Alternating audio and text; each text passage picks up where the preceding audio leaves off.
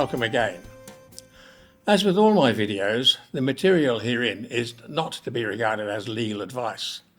The steps I recommend taking here are lawful and don't involve any breach of the law, but they are a description of what I think would have been a better response to the home invasion I suffered at the hands of armed police on October the 1st, 2025. I've now had 6 months to reflect upon those events, which obviously didn't go the way I, as a law-abiding member of the community, would have wanted them to go.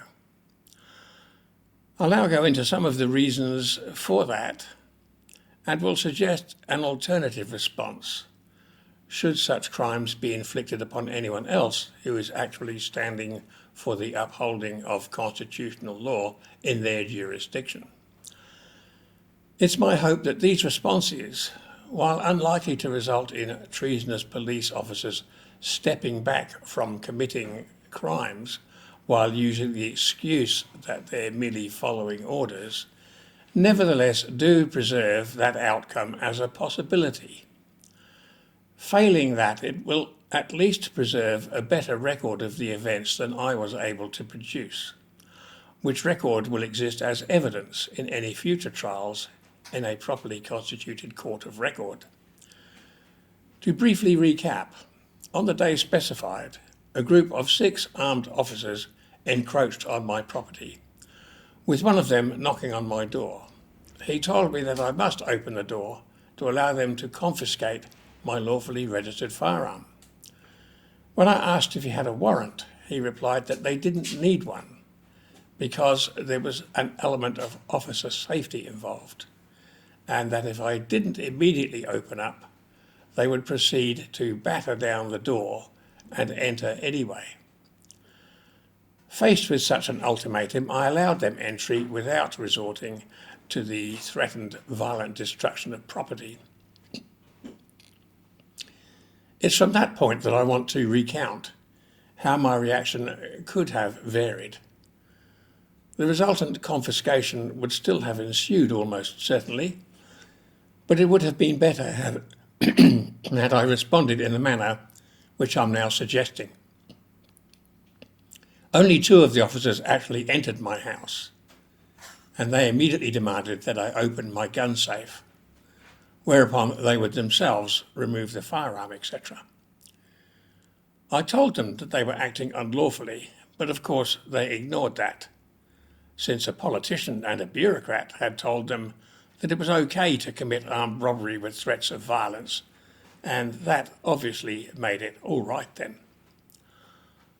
The whole operation was designed to be intimidating and threatening, and to place the victims on the back foot. They had conducted a number of such raids on the same afternoon. My position was complicated by the fact that it was difficult to comply with their unlawful demands and clearly record the events on my phone, as getting the key and unlocking the safe, etc., required at least one hand, making my recording suboptimal. The second complication was that I share my accommodation with 2 females for whom English is not their first language. And these ladies were out at the time shopping, although I knew their return would be imminent. I thus wanted to get this event out of the way before they returned, as it would obviously have been distressing for them. Nonetheless, after considering the events since, I still believe that I could have made the statements I'm about to make and recorded the outcome before their return. That I did not do so, I put down to being subjected to these compounding pressures, which left me wanting to end the encounter as soon as possible. What I could have, and I now believe should have, said was this, or something along these lines. Quote, "Officers, you are breaking constitutional and common law by this behaviour, and you're demanding that I assist you in committing the serious crime of armed robbery with threats of violence. As a law-abiding subject, I'm unable to willingly comply, as I've sworn an oath to uphold the Constitution. I'm not going to resist, since you will clearly resort to physical violence if I do. And as a man approaching my 80th year, I perceive that any real danger would in fact devolve onto me.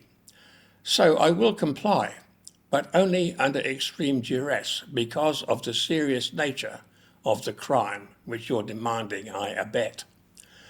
Accordingly, you will have to do one of three things. 1. Either threaten me with arrest or carry out such an arrest, which will of course involve physical assault.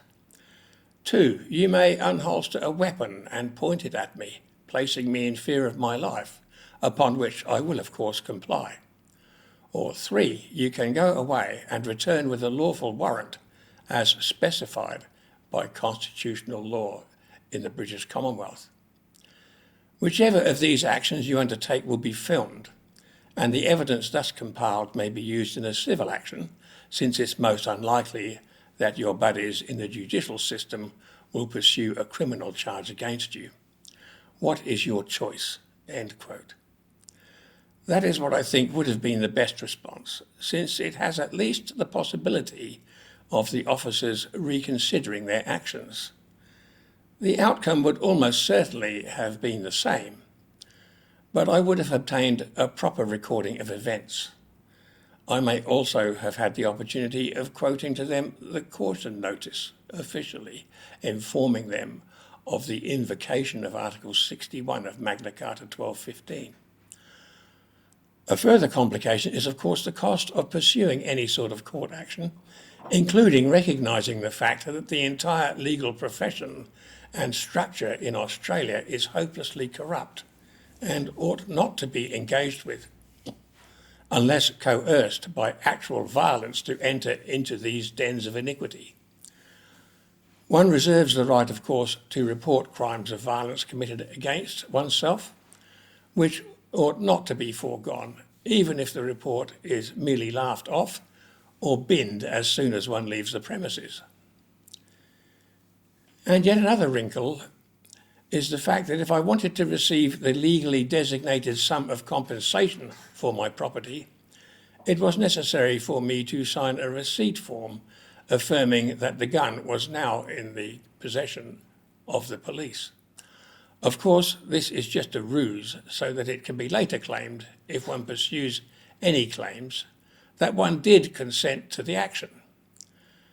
As a pensioner, I wasn't prepared to forego that compensation, especially as I recognised that what had happened was a fait accompli and would have to be pursued, if at all, at a later date in a properly constituted court of law before a jury of the offender's peers. The officers did, of course, show me and leave a copy of the offending bureaucrat's defamatory letter justifying this crime, the thrust of which was that I was unfit because I was a supporter of sovereign citizen ideology. The self-evident stupidity of such a claim plainly evades engaging with the clearly unwrinkled cerebellum of the author, since if I were indeed of a sovereign citizen bent, why would I have even possessed a firearms licence or had the equipment in a state of unreadiness for use as stipulated by the legislation? Would I not have simply obtained possession of such a weapon without informing anyone? The ulterior motives of the politicians and other so-called public servants of silencing or harassing anyone who opposes even verbally their abuses of power remains on display for all who are able to see. Anyway, I hope that this might enable others subjected to this form of tyranny to present a better response than I was able to muster. As always, thank you for watching.